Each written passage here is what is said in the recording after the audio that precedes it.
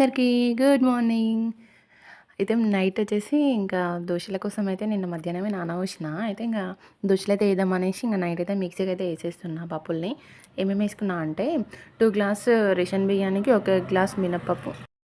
ఇంకా ఒక చిన్న టీ గ్లాస్ అంత శనగపప్పు, టీ గ్లాస్ ఎర్రపప్పు మసూర్ దాల్ అంటారు కదా అది. ఇంకా టీ స్పూన్ మెంతులేసేసి ఇంగా నైట్ అయితే మిక్సీకి అయితే ఏసేసుకొని ఇంక ఇట్లా మూత అయితే పెట్టేసుకుంటున్నా.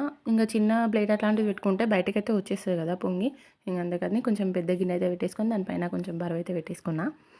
మార్నింగ్ వచ్చేసి చాలా రోజులైతుంది వేపపుల్లతోని తోమక అనేసి ఇంకా మా బావ వాళ్ళ కొడుకైతే వేపపుల్ల తీసుకొస్తే ఇంకా అది తీసుకొని అయితే ఇంకా తోముకున్నా. చాలా అవుతుంది కదా కొంచెం చేదైతే అనిపించింది నోరు.